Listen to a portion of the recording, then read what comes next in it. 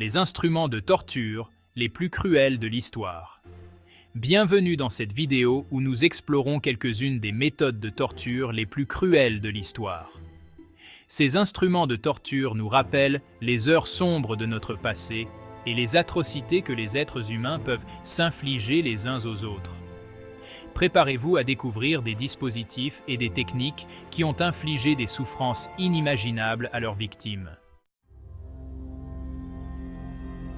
La première méthode de torture que nous allons examiner est la fourche de l'hérétique. Cet instrument, utilisé principalement durant l'Inquisition, est un collier muni de deux fourches en métal, une pointant vers le menton, l'autre vers le sternum. Le dispositif est fixé autour du cou de la victime, la forçant à garder la tête levée. Chaque mouvement involontaire enfonçait les pointes des fourches dans la chair, causant des blessures atroces. Les victimes étaient souvent exposées en public, augmentant ainsi leur humiliation et leur désespoir.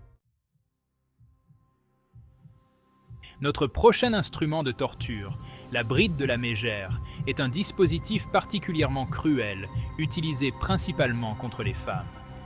Cette structure en métal était portée sur la tête de la victime, avec un bâillon interne comportant des pointes acérées. Le but de ce dispositif était d'empêcher la parole en lacérant la langue à chaque tentative de mouvement. En plus de la douleur physique, ce dispositif visait à humilier publiquement. Les femmes portant cette bride étaient souvent exposées sur les places publiques, réduites au silence et à la honte. La bride de la mégère est un témoignage poignant de la manière dont la société patriarcale punissait et contrôlait les voix féminines. L'aigle de sang est l'une des méthodes de torture les plus brutales et macabres de l'histoire nordique. Ce rituel sanglant, souvent attribué aux Vikings, consistait à ouvrir le dos de la victime, sectionnant les côtes à partir de la colonne vertébrale et écartant les os pour imiter des ailes déployées. Les poumons étaient ensuite extraits des ouvertures, donnant l'impression d'ailes sanglantes. L'agonie infligée par l'aigle de sang était indescriptible. Ce rituel était non seulement une punition, mais aussi un acte de terreur destiné à dissuader les ennemis. Aujourd'hui, l'aigle de sang est souvent évoqué dans les récits et les légendes nordiques, un rappel des limites extrêmes de la cruauté humaine. Chapitre 4. Le scaphisme. Le scaphisme est une méthode de torture perse qui incarne l'horreur et la lente agonie. La victime était enduite de miel et de lait, attirant une multitude d'insectes. Outre l'atroce inconfort des morsures incessantes, la victime était forcée d'ingurgiter le même mélange, provoquant rapidement de violentes diarrhées. Les excréments accumulés attiraient encore plus d'insectes, entraînant de graves infections et une décomposition du corps de la victime avant même sa mort. Le scaphisme nous rappelle les extrémités de la douleur et la nécessité de promouvoir la compassion et les droits de l'homme. Chapitre 5. Le fer rouge. Un fer chauffé à blanc était appliqué sur la peau de la victime, causant des brûlures intenses et laissant des cicatrices indélébiles. Cette méthode était souvent utilisée pour marquer les criminels, les esclaves ou les traîtres. Les marques laissées par le fer rouge étaient un stigmate permanent, un rappel constant de la punition infligée. Ce type de torture n'était pas seulement une question de douleur physique, mais aussi de contrôle social. Aujourd'hui, il symbolise les luttes contre les châtiments corporels et la quête pour des systèmes de justice plus humains et bienveillants. Chapitre 6. Le taureau d'airain. Cette statue en métal, en forme de taureau, était utilisée pour enfermer une personne à l'intérieur avant de la chauffer par en dessous. Le feu allumé sous le taureau faisait monter progressivement la température, conduisant la victime à une agonie atroce en la brûlant vive. Les cris de la victime, amplifiés par la structure en métal, résonnaient à travers des tuyaux spécialement conçus pour imiter le mugissement d'un taureau. Ce macabre spectacle était souvent réalisé en public, ajoutant à l'horreur et à l'humiliation de la victime. Aujourd'hui, le taureau d'airain est souvent rappelé comme un exemple extrême de la barbarie antique. Chapitre 7. La roue de supplice.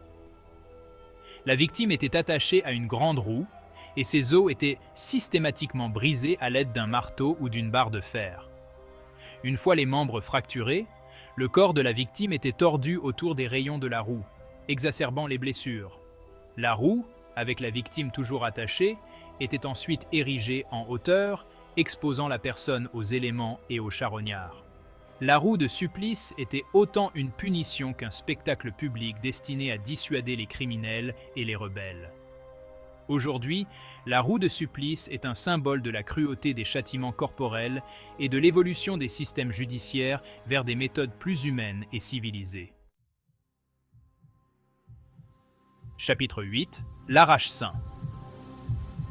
Cet outil de torture terrifiant était utilisé principalement pour punir les femmes accusées de divers crimes, dont l'adultère et la sorcellerie.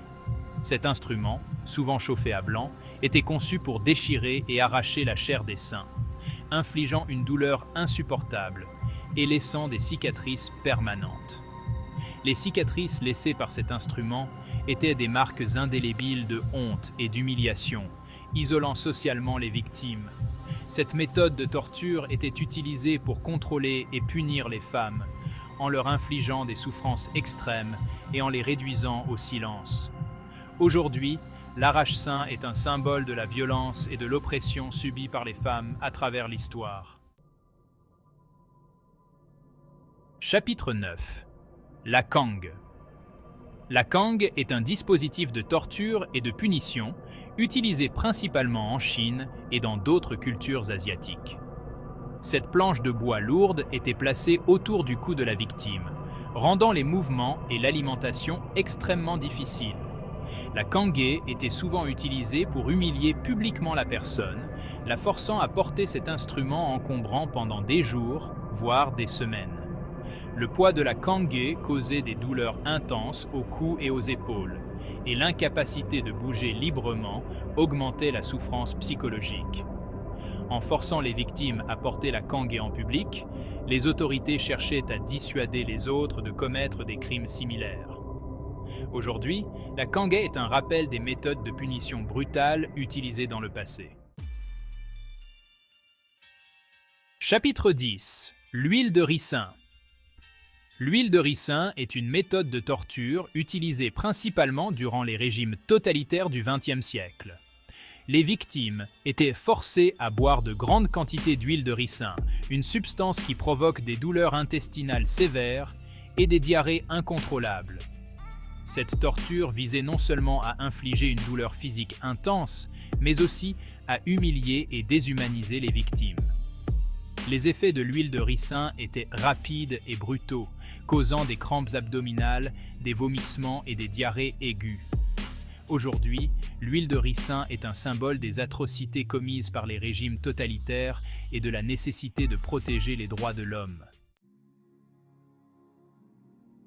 Merci d'avoir regardé cette vidéo. En explorant ces instruments de torture, nous avons plongé dans certains des chapitres les plus sombres de l'histoire humaine. En comprenant les horreurs du passé, nous pouvons mieux apprécier les avancées réalisées dans la protection des droits de l'homme. Restez curieux, restez informés et surtout, restez humains.